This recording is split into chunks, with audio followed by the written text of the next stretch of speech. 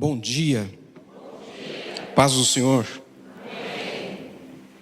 Eu estou imensamente feliz e agradecido a Deus pelo privilégio de estar aqui com vocês nessa oportunidade. Eu quero agradecer de todo o coração, primeiro, o convite que eu recebo sempre como uma convocação quando da parte de vocês.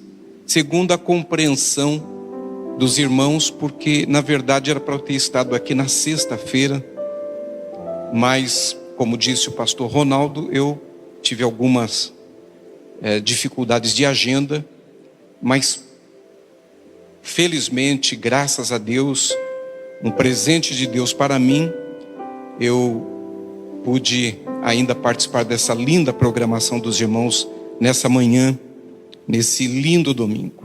Então eu quero saudá-los, cumprimentá-los, que Deus abençoe a cada um de vocês, abençoe a cada família aqui representada. Eu quero saudá-los em nome dos meus amigos e amigos de longa data, irmãos, companheiros, queridos, intercessores, os pastores Ronaldo e Marcelo, a Neuma, Simar, e em nome destes amigos, eu quero abraçar a todo o ministério desta igreja, a todos os amados irmãos, líderes, obreiros, que fazem desta comunidade uma família tão maravilhosa, tão especial. Mas eu quero louvar a Deus também de maneira especial por mais algumas pessoas que estão aqui, começando pelo Jair, que eu já dei um beijo, pela Vera, que eu já dei um beijo também. E eu imagino a cabeça deles hoje, o coração deles hoje, de viverem com a igreja mais um aniversário, de verem com a igreja mais um capítulo tão lindo, que começou pelo Espírito Santo na casa deles, na família deles. Quero também dizer da minha alegria de abraçar aqui Luciano, meu amigo e irmão. Está cada vez mais novo, Luciano. É um menino, é um garoto. A Mary. Alegria de ver a Rose. A Rose que está morando em Ibirá. No Termas de Ibirá. Vocês conhecem Ibirá? Ninguém conhece Ibirá, mas existe e é uma estância turística, uma cidade incrível, maravilhosa. E a Rose e toda a sua família, pastor João Passeca, meus companheiros, mais de 30 anos, muito mais de 30 anos, estão agora em Ibirá e estão servindo a Deus, cuidando, atendendo uma igreja em Novo Horizonte. Novo Horizonte, vocês já ouviram? De lá vem o Novo Horizontino. E com a Rose, Luciano, esse jovem abençoado pastor, Ágata, minha sobrinha querida, e a Lorena, a netinha da Rose e filha desse jovem casal. Meus irmãos, eu vou procurar ser breve. Eu sei que numa programação como essa, vocês ainda devem ter bastante coisa para fazerem agora de manhã, e eu quero colaborar com a programação da igreja. Primeiro, quero parabenizá-los por mais um aniversário e quero fazê-lo em nome da minha família. Você sabe que neste ano eu estou completando 39 anos de casado e 39 anos de ordenação pastoral. E vocês todos sabem, o Brasil inteiro sabe, que o dia que a Brasil para Cristo começar a canonizar os santos, Bernadette vai ser uma das primeiras, porque quase 40 anos. E em nome da minha família, em nome da Igreja Brasil para Cristo em Arujá, recebam todo o meu carinho, todo o meu abraço, os cumprimentos E o meu desejo sincero de que esta igreja tão abençoada, a cada ano, quando chegar essa data, esteja melhor, mais abençoada, mais ungida, mais feliz do que no ano anterior, mais próspera do que no ano anterior. Eu tenho tentado, essa semana, sair desse texto. Eu não tenho conseguido. Se por acaso Bernadette permitir que eu pregue hoje em Arujá, provavelmente eu vou continuar nesse texto. Lucas, capítulo 17, versículo 32, e apenas este versículo diz o seguinte: lembrai-vos da mulher de Ló. E apesar do versículo fazer uma referência objetiva à mulher de Ló, é claro que a minha pregação hoje não é sobre a mulher de Ló, mas a partir do conselho de Jesus, eu quero falar sobre a fé que vem, a proteção que vem, a proteção que vem da obediência. E aí eu quero trazer nessa palavra alguns pontos que têm tocado o meu coração nessa semana. E quando o pregador prega, ele prega primeiro para ele. E só funciona assim quando depois de pregar para ele, ele prega para os outros. E aí eu quero compartilhar com vocês alguns pontos que têm nessa palavra tocado muito meu coração nessa semana. Primeiro, a Bíblia faz referência a cerca de 170 mulheres. Mas apenas de uma dessas mulheres, o Senhor Jesus aconselha os seus discípulos a não se esquecerem. A mulher de Ló. E quando eu falo da mulher de Ló, lembrando as palavras e o conselho de Jesus, eu me lembro que se trata de uma mulher incrível, uma mulher maravilhosa,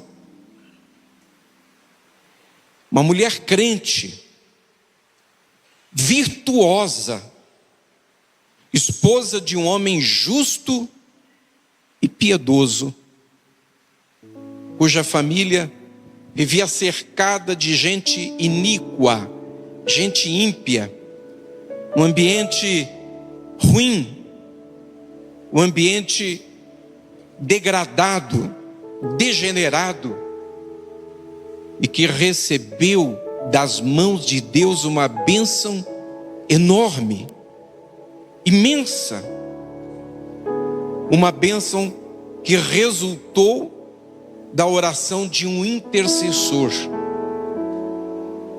Eles, envolvidos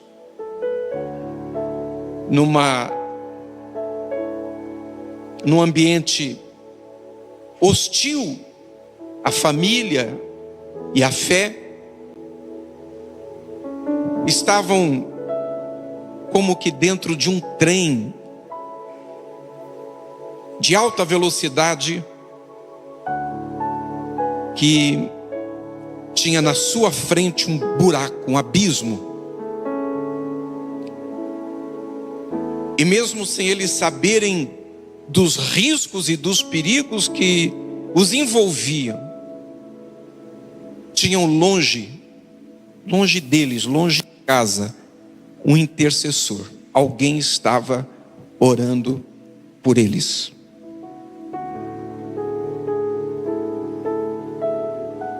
Deus levou Abraão a orar por eles. Tinha alguém orando por eles. E a oração de um justo pode muito em seus efeitos. Que tesouro que nós temos quando recebemos de presente de Deus intercessores. Eu tenho alguns intercessores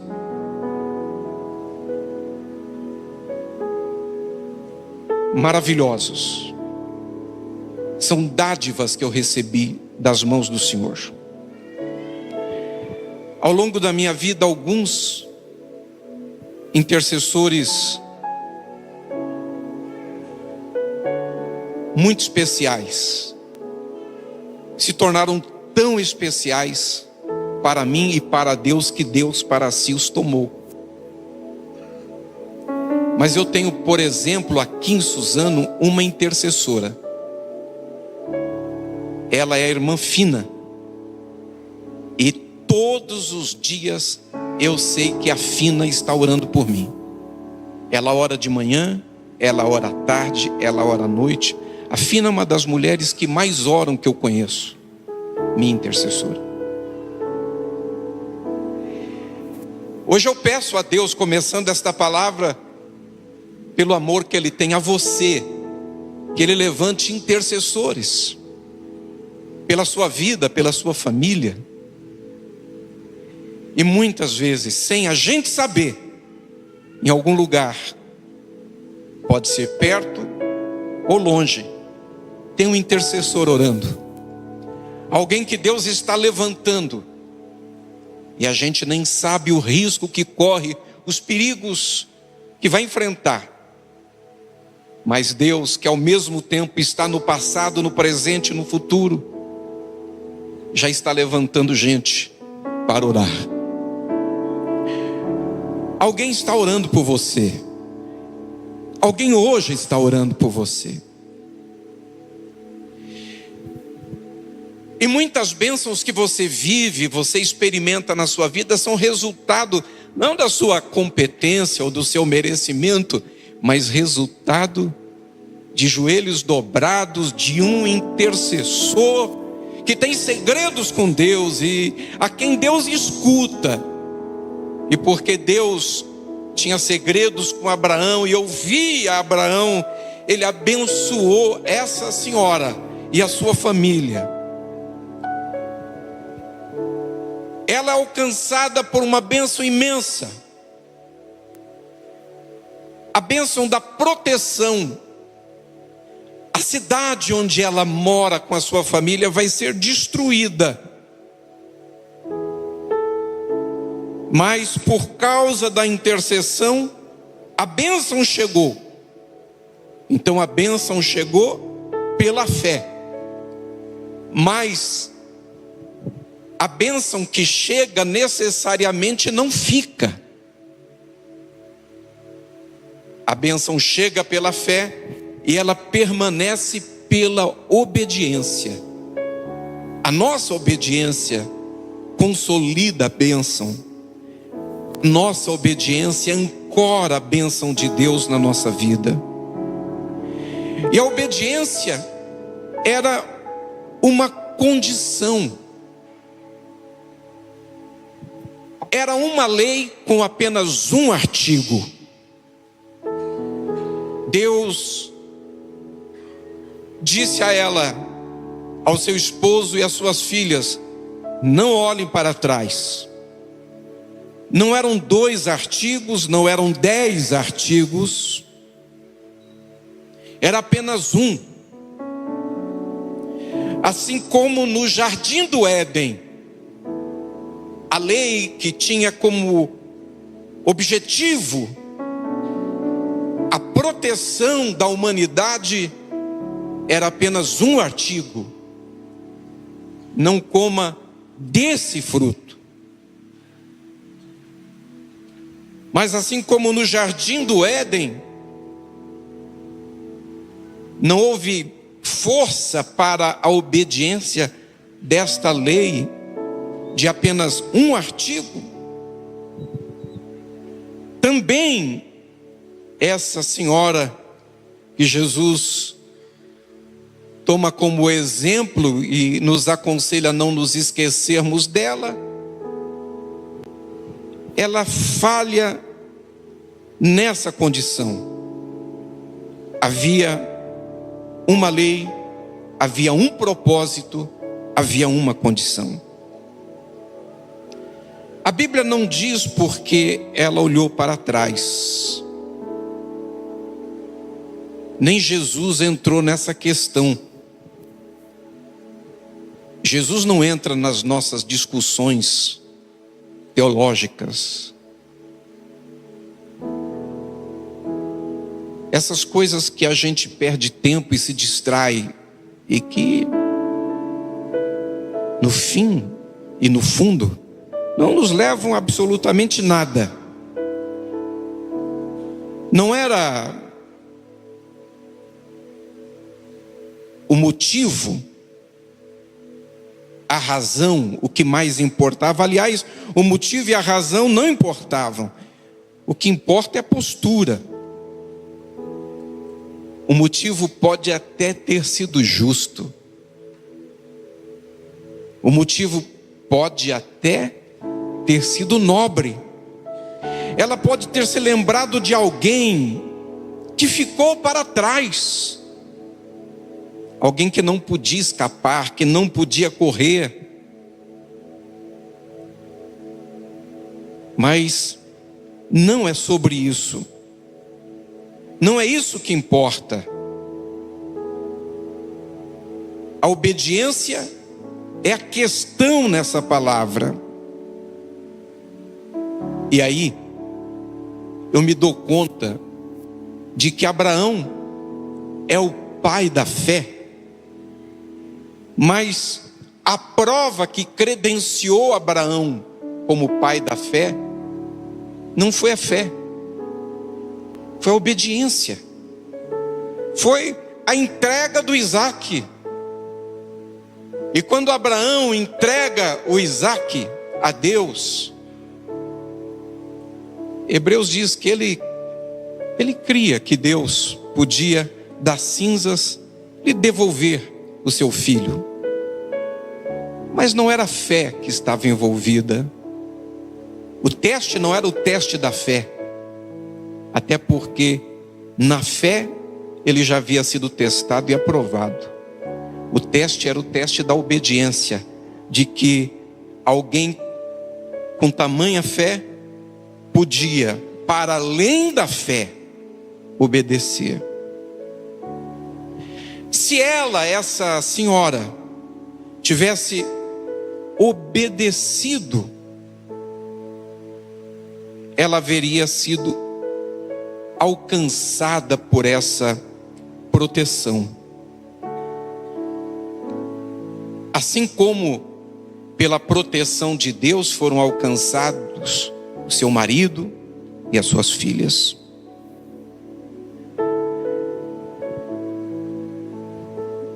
E o fato de que ela não obedeceu, portanto, não foi alcançada pela proteção, porque a proteção vem da obediência. Essa história termina de uma maneira horrorosa, a pior maneira possível, de uma tragédia. Aquilo que poderia ser um culto de celebração, uma festa de ações de graça, que poderia se tornar um testemunho contado com entusiasmo até o dia de hoje, acabou enfeiado, porque o pai, o marido dessa senhora e as duas filhas acabaram em uma caverna. E as filhas, abaladas emocionalmente, inseguras, afetadas psicologicamente, espiritualmente, emocionalmente, decidiram e embebedaram o pai e tiveram filhas do seu próprio pai. Tudo isso advém da sua desobediência. E a desobediência dela não acarretou consequências apenas para ela, porque a menor parte foi se transformar em estátua de sal. Para ela, acabou o sofrimento, virou estátua de sal, parou a consciência, o sofrimento, a luta, mas a luta continua na sua família.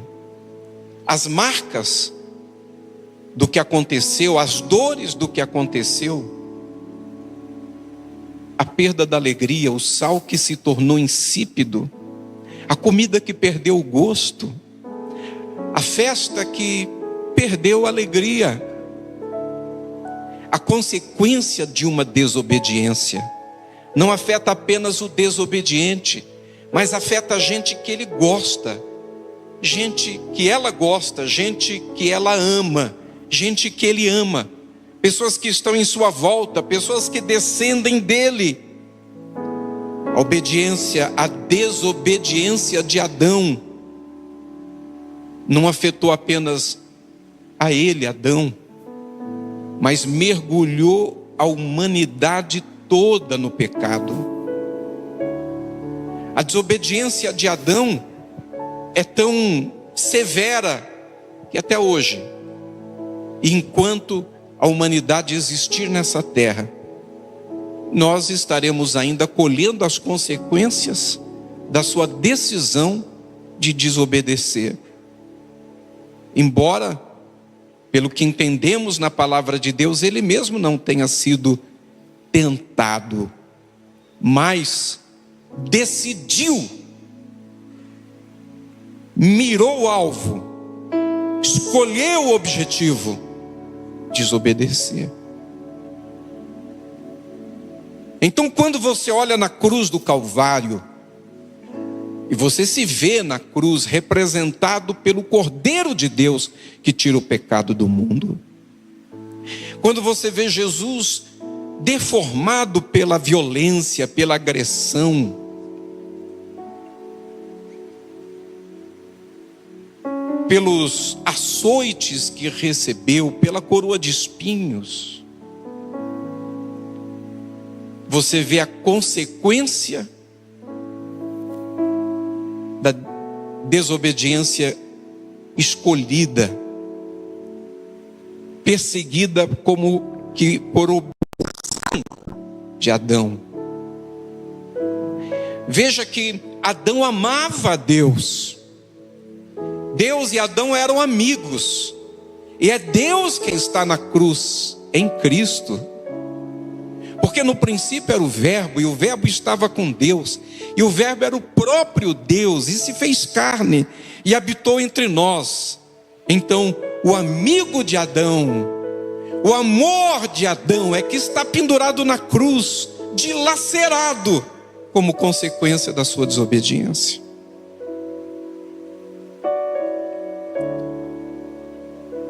Quem ama de verdade, muitas vezes gostaria de trocar de lugar com alguém que está sofrendo, alguém que ele ama, que ela ama. Quando uma pessoa ama de verdade, muitas vezes gostaria de trocar de lugar com um filho, uma filha, que está numa cama, morrendo. Se pudesse, trocaria de lugar com um ente querido que foi vítima fatal de um acidente, de uma tragédia.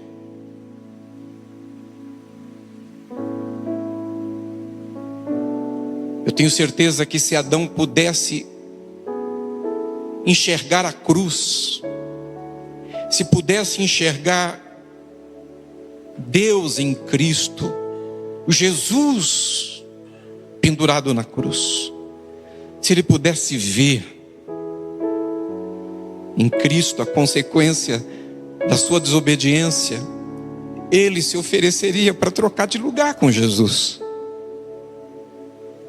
Ele ia querer receber a coroa de espinhos no lugar de Jesus, o açoite no lugar de Jesus, o beijo de Judas no lugar de Jesus.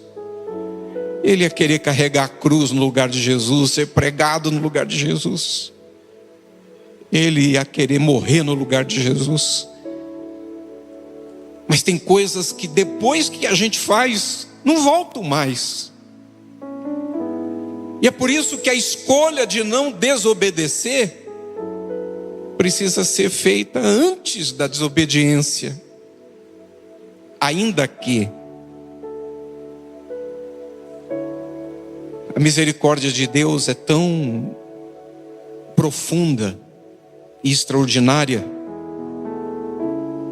que a multidão das suas misericórdias são ou é a causa de nós não sermos consumidos. Escapa-te por tua vida, foi a ordem do anjo. Foi a manifestação do céu em resposta ao pedido de um intercessor, avisando que o pior ia acontecer àquela cidade. Escapa-te por tua vida. E em seguida o céu dá uma direção para Ló, mas Ló não vai para onde o céu orientou. Ele diz: você não está vendo ali aquela pequena colina? Não é pequena? Está mais próxima? Permita que eu vá até ela. E o anjo aceita. Ele aceita tudo, até a relutância, até uma escolha que era de segundo grau, uma escolha que não era a melhor, que não era o objetivo de Deus, que não era o melhor que havia para eles. Até isso, uma escolha de segunda categoria. O anjo aceita até isso. Ele só não aceita a desobediência. Ele exige que o sinal da aliança deles, dessa família, com o protetor, seja a obediência. O mais difícil o céu vai fazer. O impossível o céu vai fazer. Vai segurar as nuvens de fogo e enxofre até eles estarem fora de alcance.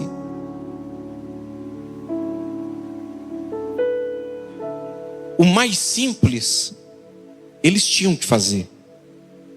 Era o papel deles. Era o que estava ao alcance deles. Era não olhar para trás. E não olhar para trás não tinha nada em si de mágico, de enigmático, de emblemático.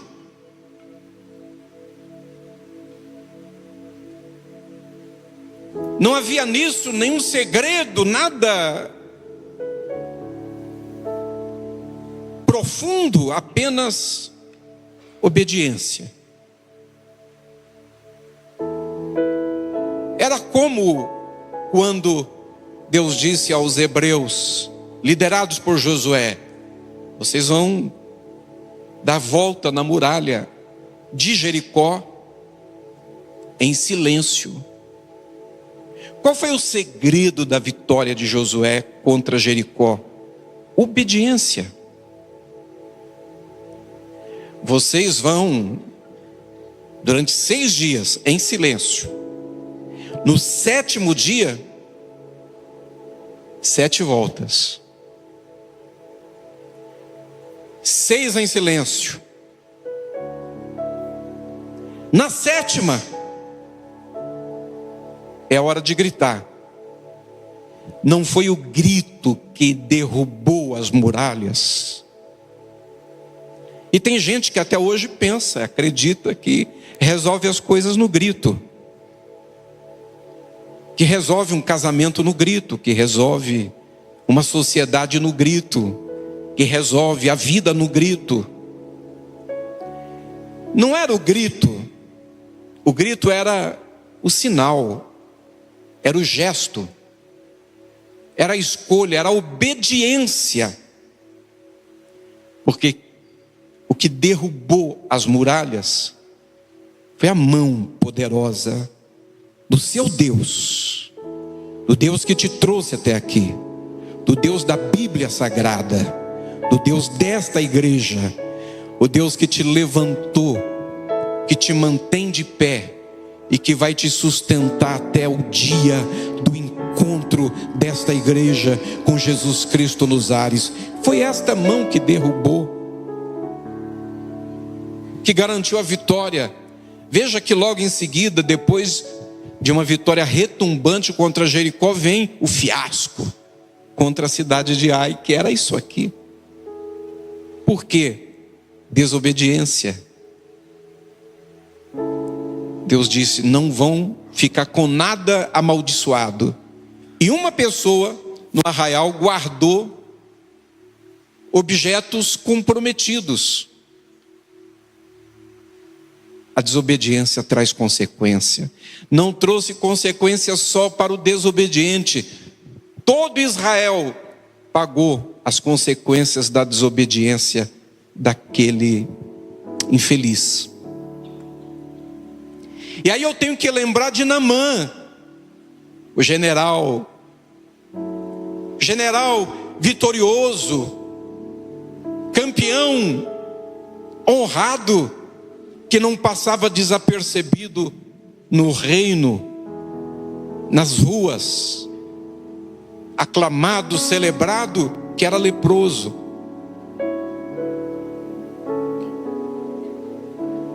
Que tem na sua casa uma moça crente, escravizada, mas não escrava, que disse para a sua senhora: lá na minha terra tem profeta, tem um homem de Deus. Se o meu senhor fosse até o homem de Deus, eu tenho certeza que ele voltaria de lá curado. A Bíblia diz que Naamã vai até a casa do profeta, passa antes pela porta do rei, que não tem resposta para ele, e o profeta dá a ele uma ordem, sem sequer vê-lo, sem sequer atendê-lo: diga para o Naamã mergulhar 7 vezes no Rio Jordão. E não é o Rio Jordão, o próprio Naamã diz assim: olha, lá de onde eu venho tem 2 rios melhores, com águas melhores, mais limpas. A questão não era a água, não era a qualidade da água, nem a água. Vocês sabem, sou pastor. Há pouco eu disse a vocês que ano que vem faço 40 anos de ordenação pastoral. Sou filho de pastor e neto de diáconos. A 3ª geração de obreiros da minha família, Jair. Meu pai se converteu quando eu tinha 1 ano de idade. Quando eu tinha 3 anos de idade, tive a minha primeira experiência com o Espírito Santo. Quando eu tinha 6 anos de idade, a minha primeira experiência com Jesus, quando eu comecei a pregar. Então eu prego desde 6 anos, estou com 59, então eu prego o Evangelho há 53 anos. E aí eu já vi um monte de coisas, como vocês também já viram. E eu já vi inclusive gente com tubo de água do Rio Jordão, vendendo para os crentes. Gente com folha da árvore, da oliveira, que Jesus orou debaixo dela. E aí, de verdade, eu não sei, eu respeito, eu nunca vou chamar ninguém de mentiroso. Eu não sei como é que a pessoa sabe que foi embaixo daquela árvore, mas de repente foi uma revelação. E aí eu respeito. Então eu já vi de tudo, mas a questão não é a folha da árvore. E quando eu estive em Israel, primeira vez em 1996, eu trouxe de lá algumas folhinhas, mas nunca disse, olha, isso aqui, se você colocar dentro da sua Bíblia, na sua carteira, ela tem um poder é um amuleto. Nunca disse. Eu trouxe uma lembrança. Eu já vi tanta gente com água do Jordão, que algumas vezes era do Jordão mesmo. Outras eu não sei se era ou se não era. Como eu não sei se não era, não vou dizer que não era. Mas eu imagino que devam ter vindo muitos caminhões pipas de Israel, porque é muita água. Mas a questão não era a água do Jordão, era a obediência. Por isso que na sexta vez o Naamã se olhou e não viu nada de diferente. Mas ele tinha uma pessoa perto dele que deu um bom conselho. E graças a Deus pelas pessoas, Luciano, perto da gente, que às vezes dão bons conselhos para a gente. Ele disse assim: meu senhor, o senhor já mergulhou 6 vezes. E Naamã vai à 7ª. De novo, não eram as águas do Jordão, era a obediência. E essa é uma bênção que não foi produzida pela fé. Não tinha fé envolvida, tinha só obediência. E quando ele sai das águas, depois do 7º mergulho, a sua pele estava limpa da lepra, como se fosse a pele de uma criança. Ele voltou para casa carregando a maior das suas vitórias. E não era a vitória contra um povo, contra um reino, a vitória de uma guerra. Era uma guerra contra ele, contra a sua dificuldade de obedecer. E ele volta convertido. E a conversão que nasce da obediência é uma conversão genuína. Então ele vai até o profeta, dá o testemunho, oferece para o profeta uns presentes que o profeta não quer, e pede: deixa eu levar um pouco de terra aqui dessa cidade, desse lugar. Eu vou levar e colocar no templo do Deus do meu rei, para que quando eu estiver ao lado dele no templo e ele se ajoelhar, eu tiver que me ajoelhar ao lado dele, eu me ajoelhe nessa terra santa e me lembre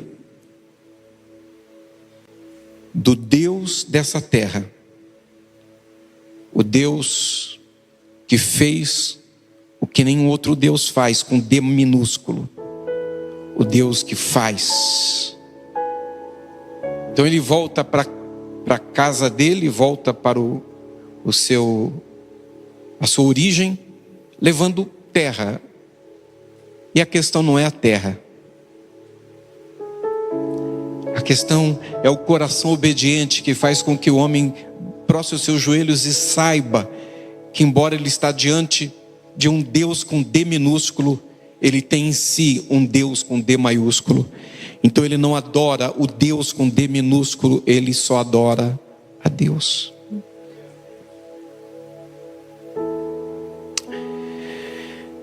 Jesus disse que aquele que ouve a sua palavra e não a obedece, mesmo que tenha fé, mas não pratica a palavra que ouviu, é uma pessoa que está construindo sobre areia. Ele diz: quem ouve as minhas palavras e pratica e obedece, está construindo sobre a rocha. E construir sobre rocha e sobre a areia, do piso para cima, é a mesma coisa. Do piso para baixo é mais difícil fazer sobre a rocha. Dá mais trabalho, leva mais tempo, o investimento é maior. Mas quando vem a tempestade que vem, quando vem os ventos e a chuva que vem, quem fez sobre a rocha e obedeceu, e investiu mais tempo e pagou um preço, levanta a cabeça para o céu e diz: valeu a pena. Aleluia. Oh, queridos, que alegria o meu coração tem de nessa manhã me reunir com vocês em celebração a Deus e poder olhar para trás junto com vocês nestes quase 30 anos e dizer: valeu a pena. Valeu a pena a obediência, valeu a pena pagar o preço, valeu a pena construir sobre a rocha, valeu a pena amar a Deus, amar a palavra, valeu a pena se estruturar na obediência.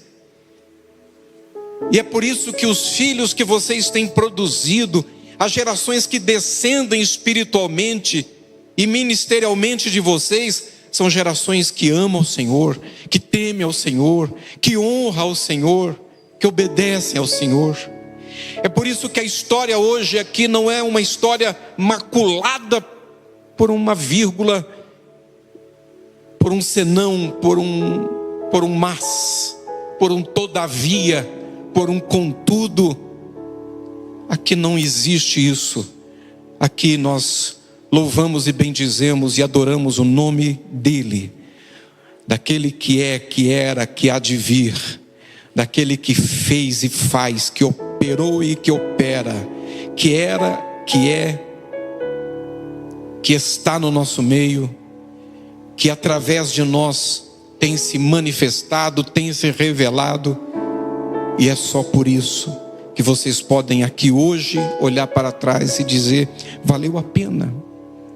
Valeu a pena o jejum, a oração, a consagração, a santificação, a renúncia, a dedicação. E o grande desafio é nós continuarmos com a disposição de construirmos um futuro onde nós possamos olhar para trás e dizer: valeu a pena, quando chegarmos lá.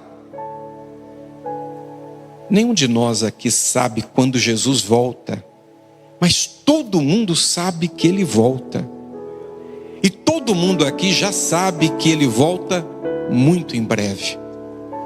Não tem um crente que tem a Bíblia na mão, que tem o Espírito Santo e que tem um pouco de juízo, que não percebe que nós já estamos nos acréscimos do juiz.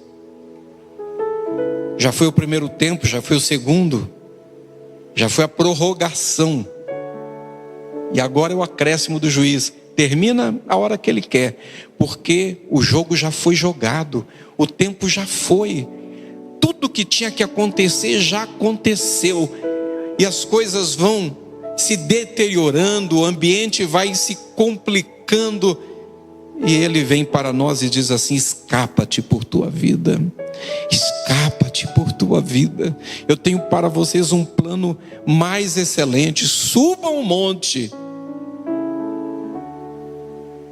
E tem muita gente que está dizendo: Senhor, lá é muito elevado, a régua está muito para cima, dá para a gente negociar, e muitas vezes Ele até tolera, mas Ele não negocia obediência e desobediência.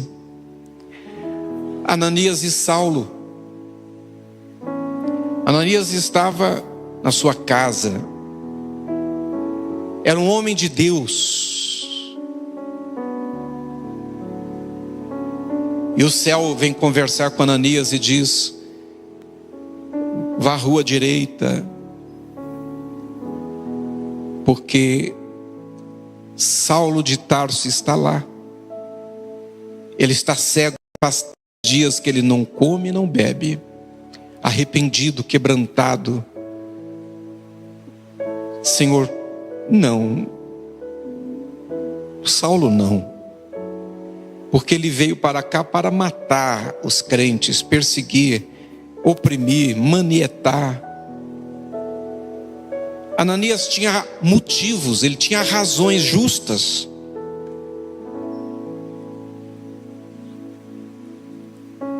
Mas o céu não negocia. Ananias, ele é para mim um vaso escolhido. E é lógico que se Ananias não topasse, Deus ia levantar outro. Ou vocês têm dúvida? Ou vocês acham que Deus só tinha Ananias naquela cidade? Mas Deus sabe quem é cada um. Deus sabe quem nós somos. Ele sabe que no fundo podia contar com Ananias. Ele confrontou e disse: é escolhido. Diante dessa palavra, Ananias não titubeia. Ele vai até a casa de Simão e quando entra, Saulo, irmão, Paulo, irmão, paz seja contigo. Ora por Paulo, impõe as mãos, as escamas caem dos olhos, ele é restaurado, porque a obediência produz bênção. A obediência produz proteção. E a obediência à direção de Deus, assim como a desobediência traz consequências negativas que afetam os que estão perto e os que nós queremos bem, a obediência também traz consequências que são positivas e que afetam positivamente aqueles que nós queremos bem. Meu avô se chamava Francisco. Eu não sou filho de Francisco, mas sou neto de Francisco. Minha avó era Ana Maria.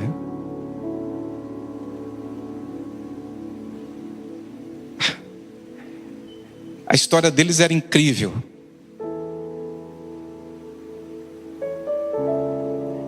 Minha avó era professora. Meu avô era analfabeto. Minha avó, de uma família socialmente estruturada. Meu avô só tinha ele no mundo. Ele era agricultor, plantador de algodão numa fazenda em Taperoá, na Paraíba.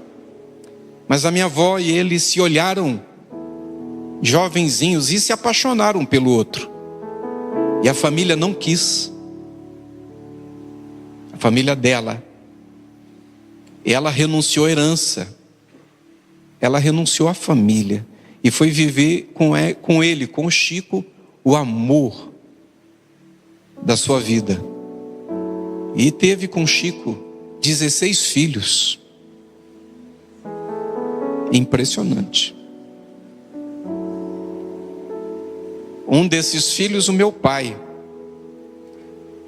E na maior seca, na maior estiagem da história do Nordeste, nós tivemos a maior onda migratória do Nordeste e do Norte para o Sudeste, para São Paulo. Eles vieram nessa onda na década de 1950.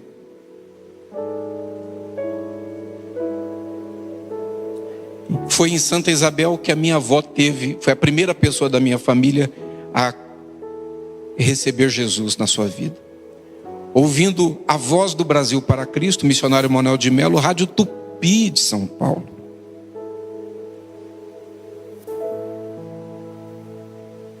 Meu avô levou alguns anos para se converter. Minha avó era líder do círculo de oração. Meu avô não tinha o ministério na igreja, mas ele era diácono, era porteiro. E o meu avô foi estudar, foi fazer Mobral para ler a Bíblia.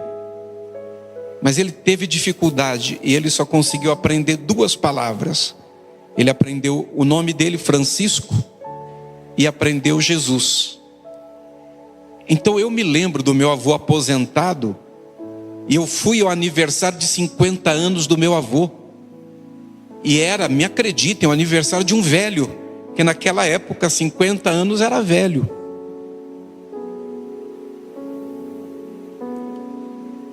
Outro dia eu fui no Rio Grande do Sul, na cidade que existe o maior número de nonagenários do Brasil. Conheci o Celestino, seu Celestino, 83 anos. E ele veio me cumprimentar, me recebeu com um grupo de garotas e garotos lá. A garota mais nova tinha uns 90 anos. E dançaram para mim. E o Celestino veio orgulhoso me mostrar o álbum de formatura. Ele tinha se formado recentemente no seu curso superior. Eu disse: parabéns, Celestino, você terminou seus estudos? Ele disse: terminei não, moço. Eu não terminei não, doutor. Eu já estou matriculado na pós. Essa turma, 80, 90 anos, garotos de 80, 90 anos. Mas na época que o meu avô tinha 50 era velho. E ele era maravilhoso. E ele aposentado, eu me lembro dele na varanda da casa da minha avó, lendo a Bíblia. E como é que podia ler sendo analfabeto, não sabendo ler? Ele ficava o dia inteiro procurando na Bíblia a única palavra que ele conhecia, Jesus. E todas as vezes que ele encontrava o nome Jesus, ele vibrava, ele gritava, ele ficava tão alegre, que eu me lembro, criança, da minha avó dizendo: cala, Chico. E ele dizia: me deixe, Maria. Era muito divertido. Meu avô andava com um chapéu de couro, e ele andava com uma chinela de couro, uma sandália de couro, pela rua. E ele cantava o dia inteiro. Meu avô era um homem feliz.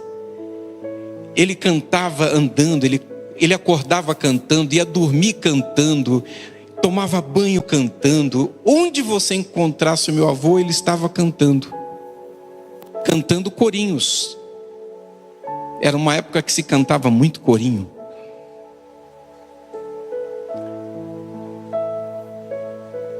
Eu me lembro, inclusive, de um dia que eu estou voltando de viagem, uma viagem que eu fiz ao Nordeste, um trabalho missionário. Eu fui pregar, Luciano, numa cruzada. Quando eu chego no aeroporto de Guarulhos, quem foi me buscar disse: nós precisamos ir para Santa Isabel porque o seu avô não está bem. Então nós chegamos em Santa Isabel, fui à Santa Casa de Misericórdia, e ele estava em coma. Ele já não estava enxergando ali, antes de entrar em coma. E quando eu chego no quarto, estava a minha avó, estava o meu pai, estava a minha mãe. E eu fiquei muito emocionado, me lembro, porque meu avô era meu companheiro de oração. Você acha que se eu terminar em 10 minutos eu te atrapalho? Está fazendo assim? Eu vou procurar terminar no máximo 10 minutos. E meu avô era meu companheiro de oração. Nas vigílias, nós fazíamos muitas vigílias em montes e fazíamos vigílias numa chácara, num sítio, no bairro do Ouro Fino, em Santa Isabel. na casa da irmã Faustina, no entorno de um fogão a lenha. E meu avô e eu buscávamos juntos o batismo com o Espírito Santo. Ele não falava em línguas, mas ele era cheio do Espírito Santo. Eu não me lembro de uma pessoa que ele tenha colocado as mãos e não tenha sido curada. O testemunho dele era um testemunho de graça, graça viva, graça pura de Deus. Mas numa madrugada, no mês de julho, em 1977, eram umas 2 da manhã, quando o Espírito Santo veio sobre mim, e eu comecei a orar em línguas, eu tinha 11 anos de idade. Eu me lembro de olhar para o meu avô, os nossos olhares se encontraram, e ele me abraçou, me beijou. Ele estava suado, camisa suada. A gente estava clamando e buscando o Espírito Santo. E eu me lembrei dessa visão, dessa imagem. Logo em seguida, naquela madrugada de 77, meu pai disse: irmãos, meu filho tem 11 anos, foi batizado com o Espírito Santo. Alguém aqui tem alguma coisa contra ele ser batizado, se ele quiser, nas águas? Ninguém se opôs. Houve uma alegria muito grande. E no dia seguinte, num domingo frio de julho, eu desci as águas do batismo. Então eu estava ali ao lado do meu avô, segurando nas mãos dele, ele sem cor, amarelinho. Eu disse: Senhor, o meu avô está partindo para a eternidade, mas ele está indo frustrado, porque ele nunca orou em línguas. Era o que ele mais queria que acontecesse. E eu não vou dizer a vocês que foi por causa da minha oração, mas a porta do quarto se abriu e se fechou. Não havia vento, mas de repente um vento dentro daquela sala, uma presença gloriosa de Deus, tão grande que meu pai, minha mãe, a minha avó caíram de joelhos. Eu também. E daqui a pouco eu me levanto, olho para ele, e a cor dele está voltando. E ele fica vermelhinho, corado, e ele começa a orar em línguas. E vai orando em línguas, em línguas, em línguas, em línguas. Ninguém aguenta aquilo. Era uma língua tão linda, tão linda. Eu acho que eu nunca mais ouvi ninguém orando em línguas estranhas daquele jeito. Eu disse: Senhor, meu avô está orando em línguas, mas ele nunca vai saber que orou em línguas. Os seus olhos se abriram. Ele olhou para mim. O nosso olhar se encontrou como naquele dia, em julho de 77. Ele sorriu. Ele começou a cantar um corinho. Que Jesus maravilhoso é esse nosso. É esse nosso. É esse nosso. Que Jesus maravilhoso é esse nosso. É esse nosso. É esse nosso. Ele salva, Ele cura e batiza também com o Espírito Santo. Amém e amém. Ele salva, Ele cura e batiza também com o Espírito Santo. Amém e amém. E ele foi se encontrar com Jesus. Foi feliz. Foi cantando corinhos. Cantando. Como sempre eu me lembrei dele, como sempre me lembro, cantando. Eu sou um homem abençoado. Tudo que eu ponho as minhas mãos floresce, frutifica, prospera. Deus tem abençoado a minha vida. Deus tem me honrado de forma que eu não mereço. Me dado privilégios que eu também não mereço. O maior privilégio de todos, depois da salvação da minha alma, da família que Deus me deu, é o privilégio de ser um pregador da palavra de Deus.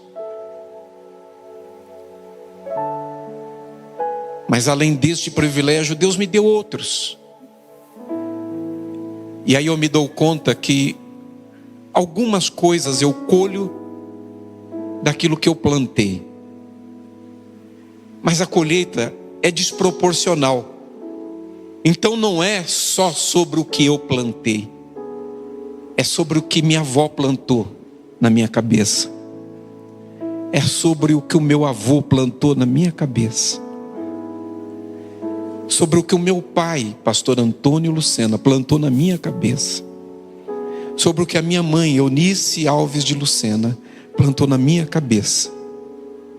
Porque quando você se dispõe a obedecer, a sua obediência traz consequências. Consequências para quem está em volta, consequências para quem está perto, consequências para quem você ama, consequências para quem descende de você, e até a segunda, terceira e quarta geração. Existem bênçãos de Deus que acompanham aqueles que são frutos de quem decide obedecer. E se não é verdade, e eu já fechei a Bíblia, se não é verdade, se lembra que Jesus entra na casa de Zaqueu, e depois de jantar com Zaqueu, que já era salvo, porque só o salvo leva Jesus para casa, Zaqueu diz: Senhor, se eu roubei alguém, eu vou devolver 4 vezes mais, e tudo que eu tenho, metade dou para os pobres. Jesus disse: hoje entrou salvação nessa casa. E de novo, ele não estava falando sobre Zaqueu, que já era salvo. Jesus estava falando das tragédias que estavam esperando os descendentes de Zaqueu, que iam colher o resultado, o fruto da sua desobediência, da sua desonestidade, da sua deslealdade, da sua iniquidade. Mas quando a consciência do céu invade e ilumina a consciência de Zaqueu, e faz com que ele, pela obediência à palavra de Deus, neutralize a sua colheita e a colheita dos seus descendentes por reparações, por medidas reparatórias, ele salve a sua casa. E aí Jesus reúne os discípulos e deixa para eles um conselho. E passam-se os anos, e depois de mais de 2000 anos, aqui em Suzano, eu abro a Bíblia e estou relembrando o conselho de Jesus. Tem muita gente para você se lembrar, muitas mulheres maravilhosas, mas sobretudo se lembre da mulher de Ló. Essa mulher maravilhosa, mulher crente, piedosa, esposa de um homem piedoso, que recebeu uma bênção, mas perdeu a bênção que recebeu, porque apesar da bênção ser consequência de uma intercessão, resultado da fé, ela só podia ser mantida pela obediência. E aí eu venho aqui dizer a vocês, meus irmãos, vocês são tão abençoados, tão abençoados. O nome de vocês está escrito no livro da vida. O Senhor Jesus selou-nos com o Espírito Santo da promessa. E Ele, não bastasse essa que é a maior de todas as bênçãos, tem abençoado em todas as áreas vocês, as famílias de vocês, esse ministério, essa igreja. E aí Jesus está dizendo, mas se lembre dela, se lembra dela, que recebeu, mas não segurou. Então guarda bem o que tens, para que ninguém tome a tua coroa. Eu amo vocês, eu espero ter sido uma bênção para vocês hoje, como vocês são, têm sido e foram, mais uma vez nessa manhã, uma bênção para a minha vida. Que Deus abençoe a todos.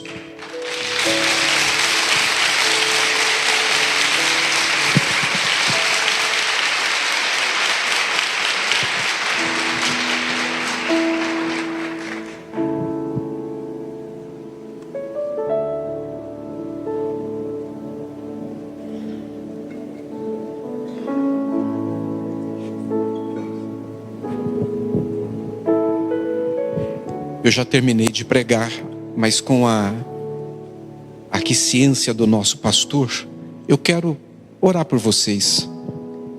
Quero pedir, por favor, que estejam conosco também aqui, pastor Marcelo, sua querida esposa.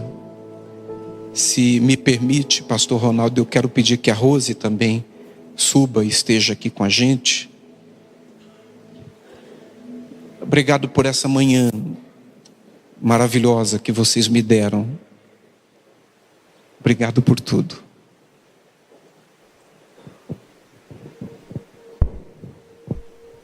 Coloque a sua mão sobre o seu coração.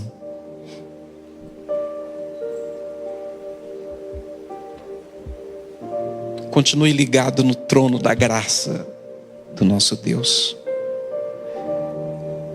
Senhor, nosso Deus, nosso Pai, eu te louvo pelo perdão dos nossos pecados, pela salvação da nossa alma e pelo nosso nome escrito no livro da vida nos céus. Te louvo, Senhor, pelas muitas bênçãos derramadas na nossa vida. E te louvo pelo teu Espírito Santo, que através da tua palavra nos lembra que é importante receber a bênção, mas mais importante é a gente conservar a bênção com a gente. Então, meu Deus, continue abençoando essa amada igreja, esse ministério maravilhoso. Continue abençoando, meu Deus, estes meus amigos, companheiros, irmãos, os líderes, os obreiros, todas as famílias que estão sob a proteção da oração desta igreja, a cobertura espiritual desta igreja, e que são igreja e que são família. Senhor, eu chamo o teu milagre, eu chamo a tua bênção, eu chamo a bênção da saúde, a bênção da vitória, a bênção da prosperidade. Eu peço, Senhor, que o Senhor conceda muitos testemunhos aos teus filhos, de todas as questões colocadas diante do Senhor nesta manhã. Eu peço que o Senhor dê a cada um de nós direção sábia, certa, segura. Eu peço que o Senhor, meu Deus, sustente-nos na fé, na aliança, que o Senhor mantenha protegido dentro dos muros do sangue de Jesus este ministério maravilhoso levantado pelo Espírito Santo. Que o Senhor mantenha cheios do Espírito Santo os teus filhos, e que a luz e o testemunho desta igreja como um farol para esta cidade e para essa nação brilhe cada vez mais forte. Que o teu nome seja sempre e para sempre louvado, honrado, glorificado. Meu Deus, todos os projetos que o Senhor tem compartilhado com o coração deles, os sonhos que o Senhor tem compartilhado com o coração deles, sejam vivificados, sejam soprados pelo Senhor, sejam materializados pela tua bênção, eu te peço, eu te louvo, eu te agradeço em nome de Jesus. Amém. E graças a Deus. Amém.